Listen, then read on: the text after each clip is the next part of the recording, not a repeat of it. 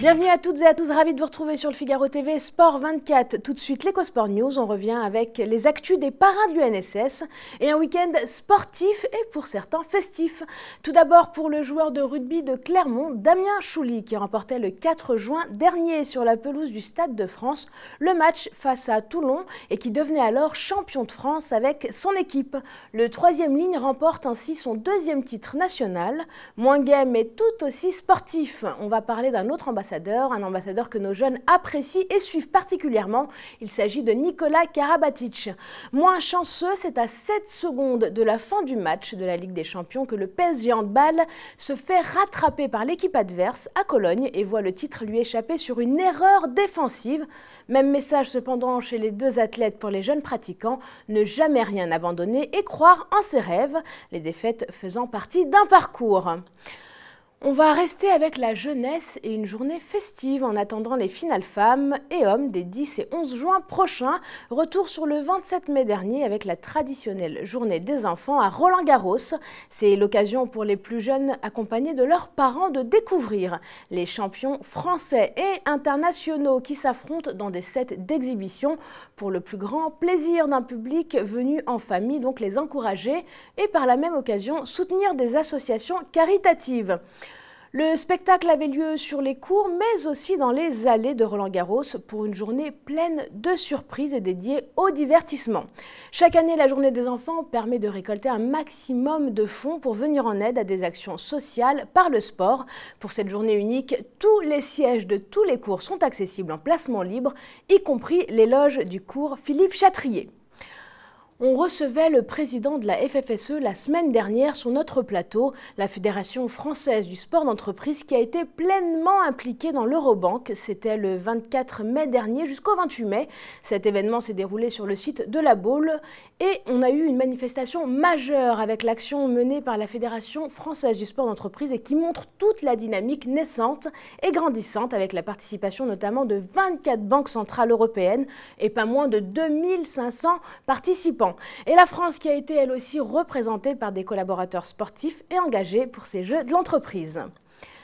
On revient maintenant sur un anniversaire et un nouveau clip pour le think tank européen Sport et Citoyenneté. C'est l'année 2017 qui marque les 10 ans de l'association. Et pour bien insister et rappeler le travail accompli, le think tank vient de dévoiler son tout nouveau clip de présentation. Il évoque des missions importantes, mais aussi des témoignages de membres de Sport et Citoyenneté, des membres du bureau, du comité scientifique notamment, mais aussi des ambassadeurs sportifs qui ont porté le message, tels que Raphaël Poulain, Sarah Ouramoun, Vincent Clerc ou encore Mathilde Johansson.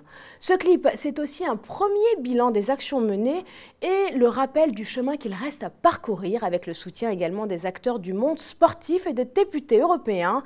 La vidéo illustre l'objet social de Sport et Citoyenneté, à savoir faire du sport une solution pour les enjeux de la société à l'échelle française mais aussi européenne.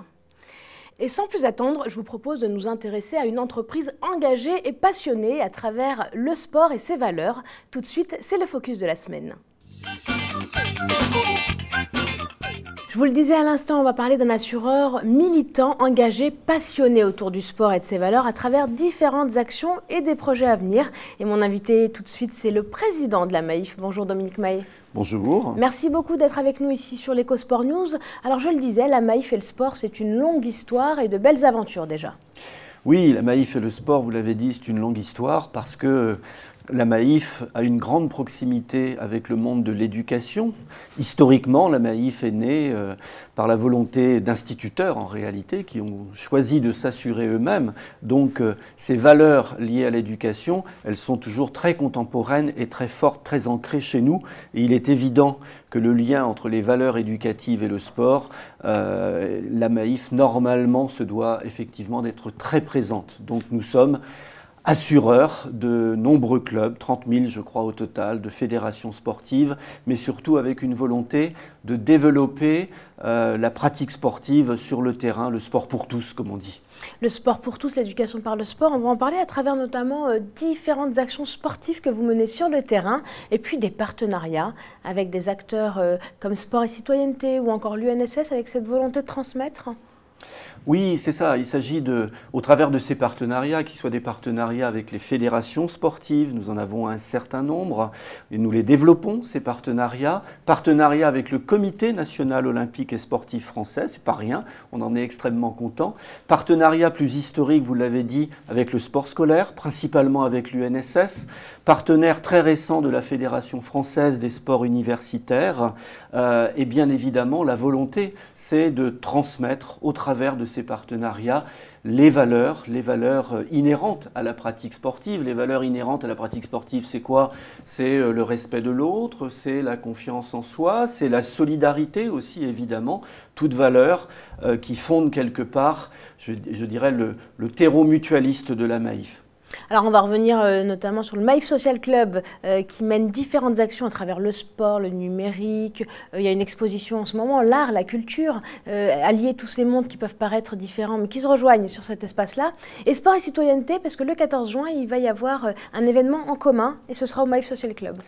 Nous sommes partenaires du think tank Sport et Citoyenneté. Sport et citoyenneté, c'est vraiment deux mots qui vont terriblement bien ensemble et qui nous ressemblent à la Maïf. Donc il était, je vais presque dire, naturel que Maïf et Sport et Citoyenneté se rencontrent et fassent des choses en commun. Alors c'est vrai, le 14 juin, dans notre lieu Maïf Social Club, dans le Marais, dans le 3e arrondissement à Paris, il y aura une conférence organisée par Sport et Citoyenneté dans nos locaux, une conférence qui va se consacrer à l'e-sport et je crois que le titre de cette conférence c'est e-sport, est-ce un sport comme un autre? Et il y aura là des spécialistes bien évidemment, experts de l'e-sport et je pense que ça peut être un débat très très intéressant. On va y revenir tout à l'heure, je voudrais qu'on parle des valeurs du sport, celles que vous transmettez, comment elles se concrétisent. Il y a Confiance en tête, ce programme-là qui est le vôtre finalement et à travers lequel différentes personnalités sportives s'expriment. Alors dans le cadre des actions que nous avons développées autour du partenariat Paris 2024, nous sommes partenaires de la candidature de Paris 2024, on s'est dit finalement comment incarner les valeurs de la Maïf au travers d'un programme court que France Télévisions a présenté en tête d'un certain nombre d'émissions sportives. Et Confiance en tête, finalement, c'est quoi? Il s'agit par des sportifs, par des dirigeants, par des bénévoles, de dire en quoi le sport a construit chez eux la confiance. Parce que pour nous, éminemment, le sport est un vecteur et est un créateur de confiance. Et il y a des témoignages extrêmement touchants, extrêmement émouvants de sportifs de haut niveau aussi. On voit la Candice Prévost sur l'écran, une footballeuse voilà, exactement, qui pratique Candice un sport qu'on peut penser masculin mais qui est vraiment féminin. Voilà, et Candice Prévost a une phrase, je crois, dans son interview, qu'elle relate de son père, c'est son père qui le lui disait, que comme elle jouait au foot dans la cour de récréation avec des garçons, les garçons ne manquaient pas de lui dire « tu es un garçon manqué ». Et son père lui dit « non, tu n'es pas un garçon manqué, ou un garçon manqué, c'est donc que tu es une fille réussie ». Et ça, je trouve ça très beau. C'est une belle phrase. On a aussi un témoignage extrêmement touchant de Sarah Ouramoun, par exemple. Chaque intervenant dans ces petits spots devait apporter un objet, un peu symbolisant justement le sport et la confiance. Et Sarah avait apporté sur le plateau le doudou de sa petite fille, en disant que quand elle perdait une compétition, quand elle perdait un combat, elle finissait par se dire « bon, finalement, c'est moche, mais je suis avant tout maman et c'est ça qui est important ». Alors ce sont des messages très forts qu'on entend tout au long du programme, mais ce sont aussi des messages qu'on retrouve au Maïf Social Club, je le disais tout à l'heure. Comment, après avoir, j'allais dire, parrainé différentes actions, là on voit le marathon sur le terrain, vous avez décidé de créer un espace où c'est nous qui viendrions découvrir tout ça? C'est un espace que je qualifierais de singulier, d'original, et dont nous ne sommes pas peu fiers, en tout cas très très heureux. Maïf Social Club, c'est un lieu ouvert à tout le monde, c'est un lieu d'échange, de culture, d'information. C'est pas un lieu au sens assurantiel du terme, ce n'est pas une agence d'assurance, c'est un lieu où on vient, où on se sent bien, de rencontres, de coworking, de conférences aussi évidemment. Nous avons reçu déjà des gens prestigieux, je pense notamment Edgar Morin par exemple, entre entre autres, où nous tenons les conférences e-sport, par exemple, le 14 juin, où il y a aussi des expositions, et en ce moment, une très belle exposition, justement, consacrée au sport. De Mamedy Doumbara, où on retrouve les athlètes, donc chercheurs d'or. Voilà, des athlètes de haut niveau qu'il a pris en photo avec le casque de chercheur d'or. Parce que l'or, pour un sportif, c'est emblématique de beaucoup de choses. C'est le sommet de la performance, c'est la médaille d'or, mais c'est aussi, quelque part, le sel de la vie, quoi, qui est incarné par ces photos qui sont vraiment très, très belles, très, très belles. Alors, on parle ici du sport, mais au Maïf Social Club, il y a différentes thématiques. On parle aussi de numérique et on parle aussi de santé. Et ça nous intéresse parce qu'il y a tout un espace dédié à la nutrition et à la santé où on peut venir s'informer. Oui, on peut s'informer sur beaucoup de thèmes. Alors la santé, c'est vrai, la nutrition, c'est vrai. C'est aussi en lien, je dirais, avec quelque chose que nous avons voulu développer très, très précisément en 2015. Si je fais le lien entre sport et santé, le lien est évident. Eh bien, nous avons développé et proposé à nos sociétaires, à nos 3 millions de sociétaires, en partenariat avec une mutuelle qui s'appelle la Mutuelle des sportifs, une garantie sport-santé, une garantie sport sur ordonnance, on dit maintenant, depuis que la loi a qualifié ainsi cette garantie, qui permet, lorsqu'il y a malheureusement maladie, affection de longue durée, de pouvoir pratiquer une activité sportive, parce qu'on sait bien que le sport, en cas de maladie grave, peut beaucoup aider à la rémission, à la guérison, en tout cas au bien-être autant qu'il est possible. Alors avant de nous quitter quand même, on va revenir sur Paris 2024, parce que ça c'est quand même ce qui nous unit tous.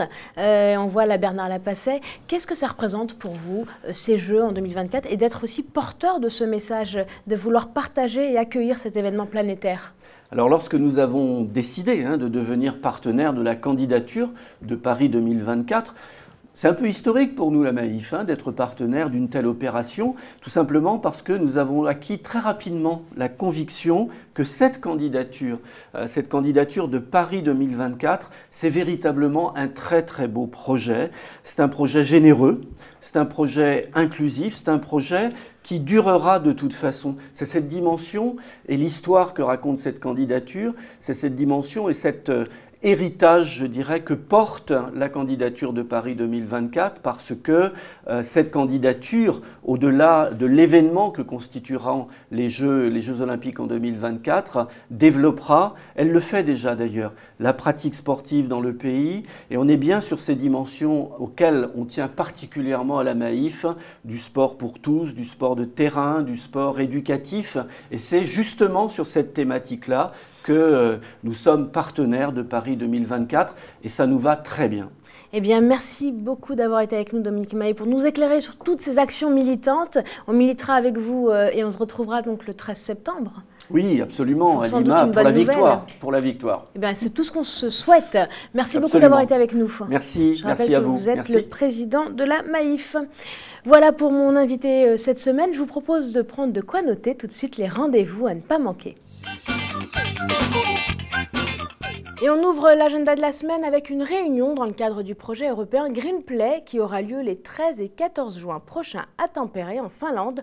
Sport et citoyenneté est l'un des 5 partenaires de ce projet, soutenu par Erasmus+ et la Commission européenne. Cette rencontre est la 2e étape du projet qui a démarré en février dernier à Barcelone. Objectif, présenter une nouvelle technique de pédagogie par le sport. Et maintenant, on va en terre d'Ovalie, la ville championne du top 14 Clermont, qui s'apprête à accueillir un événement de dimension européenne pour promouvoir le sport scolaire. Ce sera du 16 au 21 juin prochain avec le championnat d'Europe scolaire de badminton. 17 nations, 26 équipes et plus d'une centaine de jeunes officiels sont attendus pour faire vibrer la maison des sports de Clermont. Voilà, c'est tout pour cette semaine. Je vous retrouve très très vite. D'ici là, restez bien actifs et surtout bien connectés.